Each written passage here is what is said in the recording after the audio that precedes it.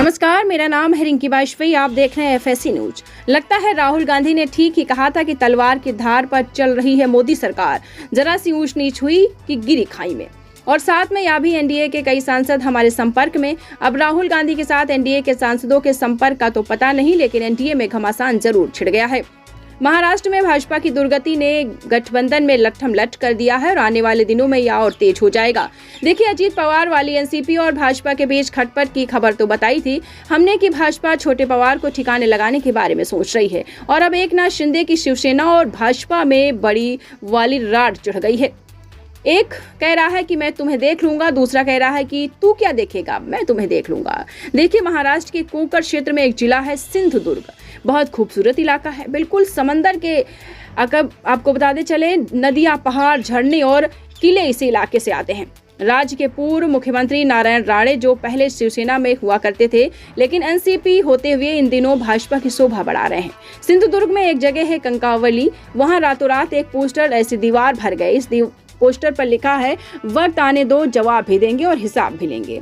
कंकावली में शिवसेना दफ्तर के बाहर भी एक विशाल बैनर पर यही लिखा हुआ है। और क्या ये बैनर और पोस्टर कांग्रेस, शिवसेना, यूबीटी या शरद पवार के एनसीपी एसपी के लिए लगाए गए हैं? वक्त आने दो, जवाब देंगे, हिसाब लेंगे, हरगिज नहीं। यह सीधे सीधे भाजपा को चुनौती है। गौर कीजिए, इस पोस्टर के दोनों तरफ शिवसेना कोटे से शिंदे सरकार में मंत्री उदय सामंत और उनके भाई किरण सामंत की तस्वीरें लगाई गई हैं। ये दोनों इसी सिंधुदुर्ग की राजनीति करते हैं।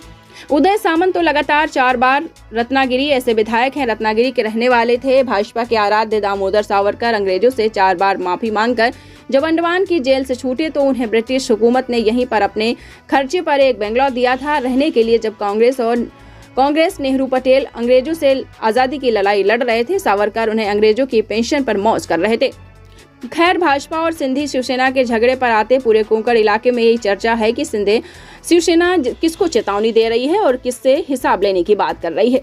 यह सीधा सीधा इस बात का प्रमाण है कि बीजेपी और सिंध गुट के बीच सब कुछ ठीक नहीं चल रहा है। चुनाव के बाद दोनों के बीच की दरार चौड़ी होती जा रही है और इसी बीजेपी को बड़ा भाई मानने का राजी नहीं है। देखिए कि इतना बड़ा अभियान बिना शिंदे के इशारे के नहीं छेड़ा जा सकता। इसकी वजह है कि सिंधुदुर्ग के सामंत बंधु चाहते थे कि रत्नागिरी सिंधुदुर्ग की सीट उन्हीं के पास रहे, लेकिन भाजपा आ गई। उसने वहां से केंद्रीय मंत्री नारायण राणे को उतार दिया। एकनाथ शिंदे ने चुनाव के समय तो कुछ नहीं कहा, लेकिन अब इसको लेकर सियासत तेज हो गई है।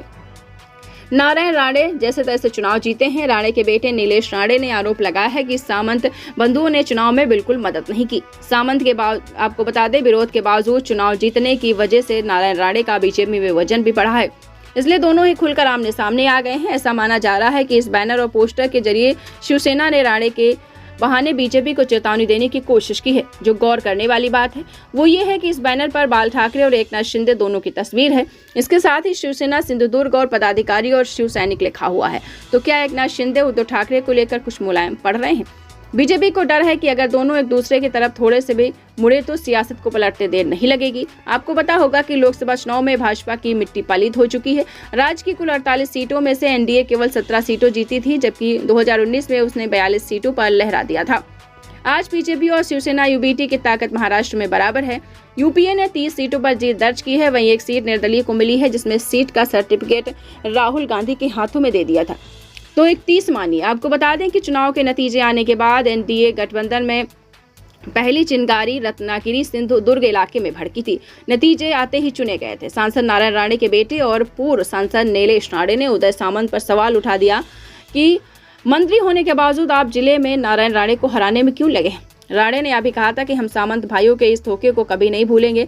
बीजेपी भी इस पर बुरी तरीके से तिलमिला उठी थी। सूत्र बताते हैं कि एक बैठक में खुद देवेंद्र फडणवीस ने शिंदे के सामने इसे लेकर ऐतराज जताया था। इस पर एकनाथ शिंदे ने फडणवीस को भी खूब खरी खोटी सुनाई थी। इसी के बाद खबर आई कि महाराष्ट्र में एनडीए नाजुक दौर से गुजर रहे हैं और खबर आई कि एक दूसरे के खिलाफ पोस्टर अभियान छिड़ा हुआ है।